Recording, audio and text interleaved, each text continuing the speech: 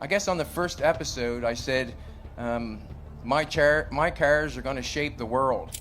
Taken from everything. I'm not happy with all my mistakes. Engines blazed, sparks ignited, and steel yielded under the hands of a craftsman who could forge dreams from scrap. But then, without warning, the noise ceased. The garage fell silent, the videos vanished. And fans were left to ponder a single chilling question: how does an individual with such deep talent, passion, and creativity suddenly disappear from the very world they inspired? This is the poignant saga of Chad Hiltz of Bad Chad Customs. A life dedicated to building that captured global admiration only to face an abrupt and mysterious stop. It's not what you have, it's what you can make. Chad once said, I guess on the first episode I said, my cars are going to shape the world. He built them from found objects, taken from everything. I'm not happy with all my mistakes. From refuge to reality, Chad Hiltz was far more than a simple car builder. He was an artist who transformed discarded metal into mobile sculptures. Where others saw broken junk, he saw untapped treasure. Armed with little more than wire hangers, rusted steel fragments, and sheer tenacity, Chad crafted vehicles that captivated audiences globally. His gift didn't just construct cars. It generated a feeling of excitement and genuine hope. At his side was Jolene McIntyre, his devoted partner in life and vision. Together, they made Bad Chad Customs something greater than a TV series. It became a powerful testament to effort, partnership, and perseverance. Viewers witnessed love, struggle, and ingenuity all woven into the fabric of the show. Then, nearly without a trace, the program ceased airing. There was no concluding farewell and no clear statement. Fans were left bewildered, desperately wondering what force could halt such an inspirational journey. To fully grasp the ascent and sudden disappearance, one must begin at the genesis. Chad Hiltz was born on the final day of August in 1971. His parents, Doug and Patricia, raised him in a small town where the persistent roar of machinery was commonplace. Chad's father ran the White Rose gas station, and it was there, amidst the scent of gasoline and motor oil, that his automotive passion took root. A distinct childhood memory remained, working alongside his father on a three-window 1934 coupe. That formative experience ignited an enduring spark within him. From that point on, cars were not mere transports for Chad.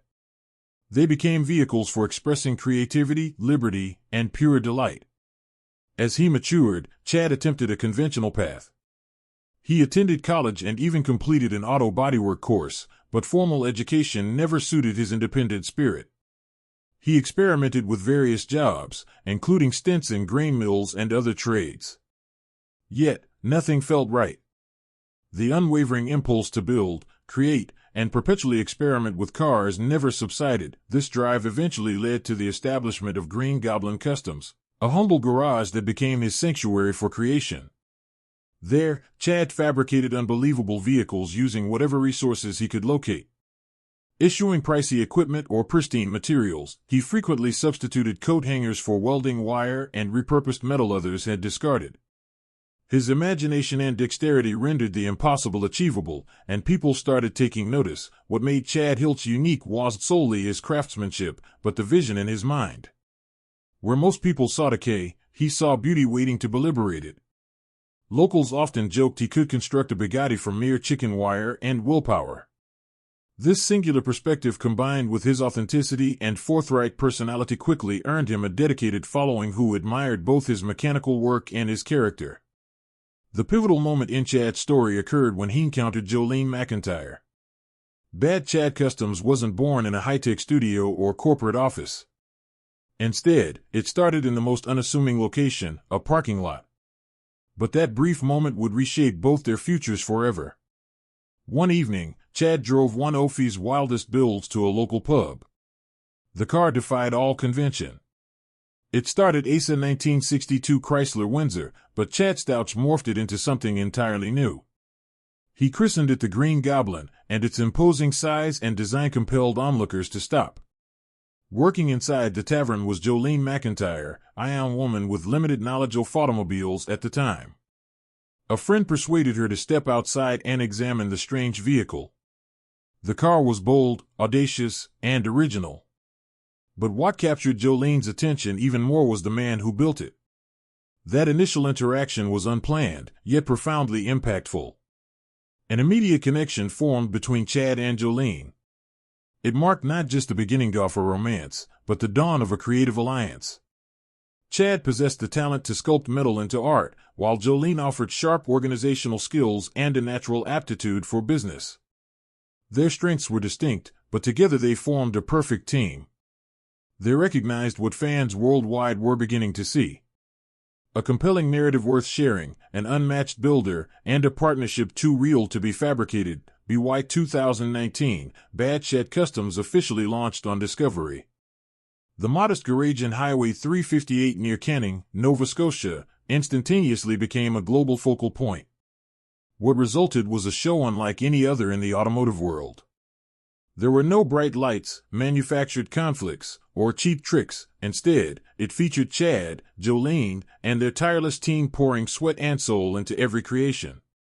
They took discarded parts and molded them into aspirations, and fans cherished every moment. Across 2 compelling seasons and 15 memorable episodes, Bad Chad Customs became a unique gem in automotive broadcasting. The show didn't prioritize speed or slick editing. It focused on storytelling on 4 wheels. Viewers got an intimate look at every weld, every paint stroke, and every inventive leap. Each build carried emotional weight, and many of the cars felt less like projects and more like characters in their own ongoing narrative. Among the standout creations was the resurrection of a 1969 Chevrolet Camaro. This car exemplified Chad's rare gift. It wasn't merely restored, it was reborn.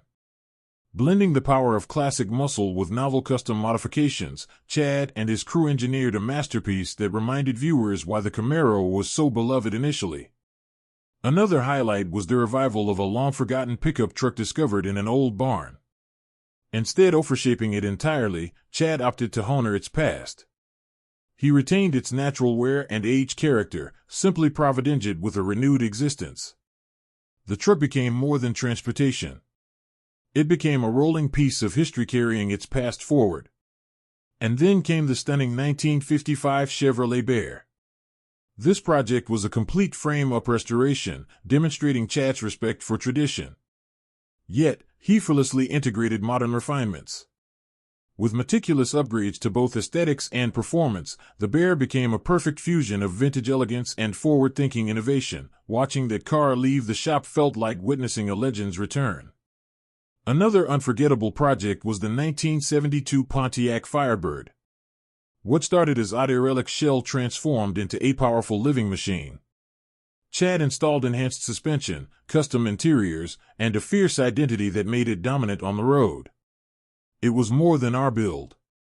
It was a transformation. Muscle car aficionados respected its raw capability while modern enthusiasts admired the contemporary touches.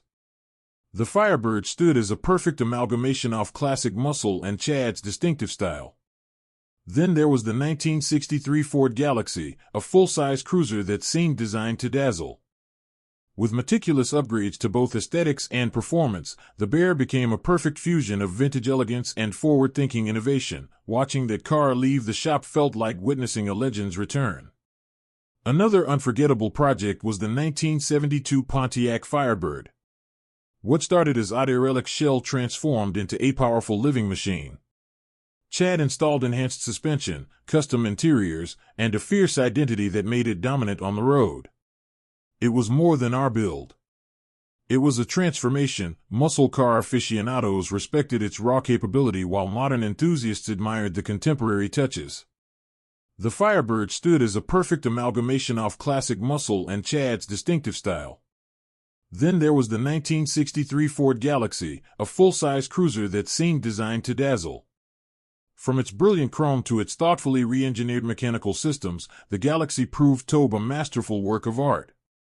Every detail was crucial, from the body lines to the smallest fastener.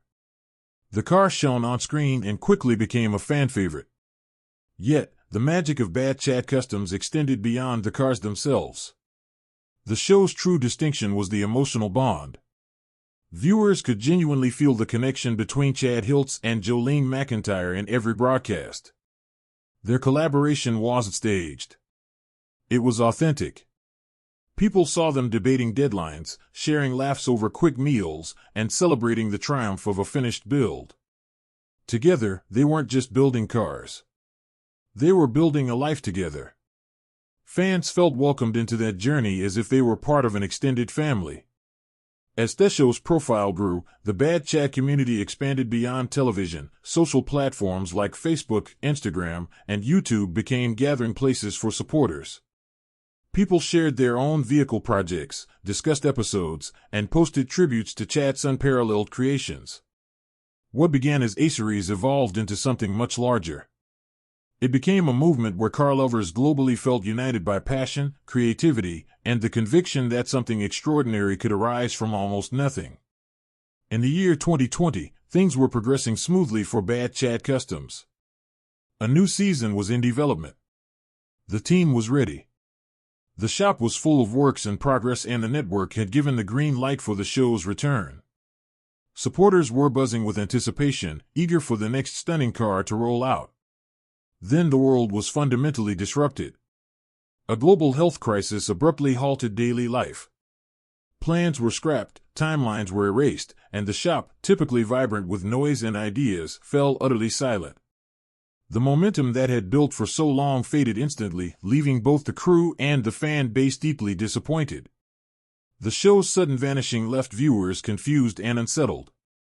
After 2 solid seasons filled with ingenuity and heartfelt stories, the series simply concluded without a closing.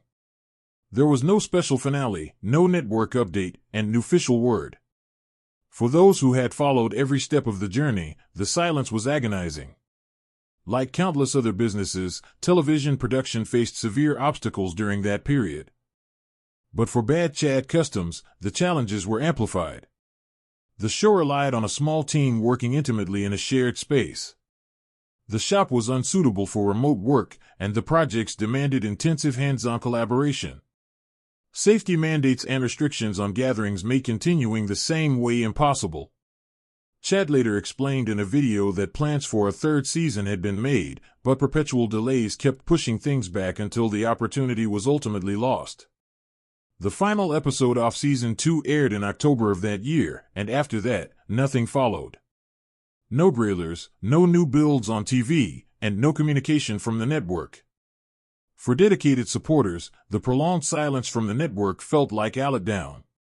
Fans were desperate to understand what had gone wrong. Discussions began to fill online forums, and various theories and rumors started to circulate. Some speculated Chad voluntarily stepped away from the limelight. Others believed the channel quietly can-led the show, unwilling to navigate the ongoing delays caused by the crisis. There were even harsher opinions that challenged the show's very authenticity.